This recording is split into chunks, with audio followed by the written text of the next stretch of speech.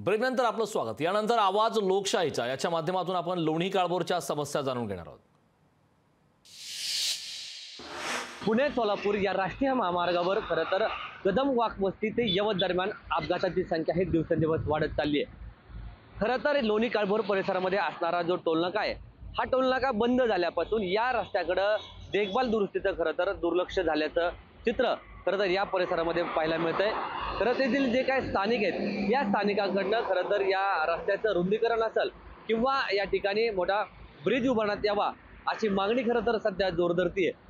आवाज लोकशाहीमध्ये आपण पाहणार आहोत या पुणे सोलापूर राष्ट्रीय महामार्गाच्या या हद्दीतील नेमक्या समस्या काय आहेत। सदर कासुर्डी येथील टोलनाका 5-6 वर्षापासून बंद आहे।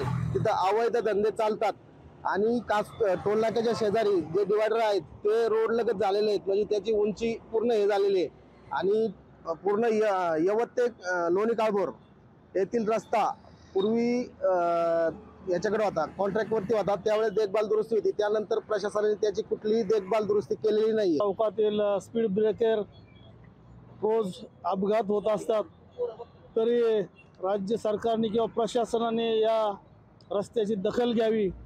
कासुर्डी गावचा एक नागरिक म्हणून आपणाला विनंती करतो, प्रत्येक चौकामध्ये आपलं स्पीड ब्रेकर करावं अशी मी विनंती करतो। त्या ठिकाणी 3 मजली उड्डाणपूल व्हावा, जेणेकरून लोकांना या अडचणीतनं या अपघातातनं मुक्तता मिळेल आणि लोकांना प्रवास सोयीस्कर होईल।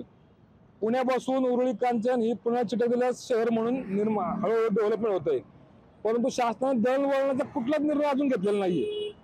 शासनाने हाय तो रस्ता जुन्या तिकडे तोच खेळ चालू आहे। आमचं कामानिमित्त किंवा माल घेऊन जाण्यासाठी पुणे मार्केट यार्डला दररोज जाणं होतं, परंतु या रस्त्याच्या ट्रॅफिकमुळं आजची कंडिशन अशी झालेली की आम्हाला पूर्वी साधारणतः 45 मिनिटं लागायचे, आता कमीत कमी आम्हाला 1.5 ते 2 तास जायला लागतात। हे खऱ्या अर्थाने इथले स्थानिक आमदार किंवा खासदारांनी ह्याची दिशा किंवा हे सगळं रचना करणं गरजेचं आहे। आपण बघता की वर्षभरामध्ये या ठिकाणी पुणे सोलापूर हायवे रोडने किती अपघात झालेले आहेत, अनेक या ठिकाणी मृत्यू झालेले आहेत।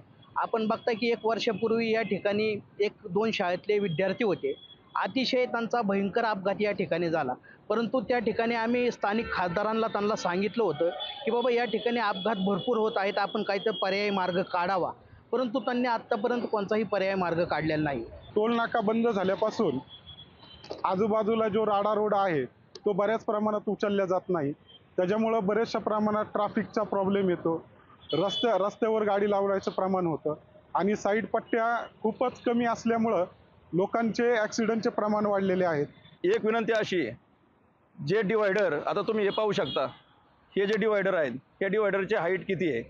आमचं असं म्हणणं आहे की डिवायडर हे कमीत कमी 3-4 फूट पाहिजेत की येणाऱ्या समोरच्या गाडीचा रिफ्लेक्ट, रात्रीचा जो लाईटीचा जो रिफ्लेक्ट बसतो आपल्या समोरच्या ड्रायव्हरवरती, तो न होता त्याची हाईट वाढवावी आणि झाडे लावावीत। मी शासनाला या ठिकाणी स्थानिक आमदार असतील, खासदार असतील, मुख्यमंत्री उपमुख्यमंत्री या सगळ्यांना विनंती करतो, या रस्त्याची लवकरात लवकर एकतर रुंदीकरण करा, उड्डाणपूल करा, जे काय करायचे ते करा, पण लवकरात लवकर या रस्त्याचा काहीतरी निर्णय घ्या, अन्यथा आम्ही या सोलापूर रोडची जी काही छोटी मोठी गावं आहेत ही एकत्रित येऊन भलं मोठं या ठिकाणी आंदोलन उभं करू। हा टोलनाका बंद झाल्यापासून याकडे खरं तर संबंधित जे काय प्रशासन विभाग आहे यांच्याकडनं तर या ठिकाणी रस्ता देखभाल दुरुस्तीकडे खरं तर दुर्लक्ष झाल्याचा आरोप येथील रहिवासी करतायत।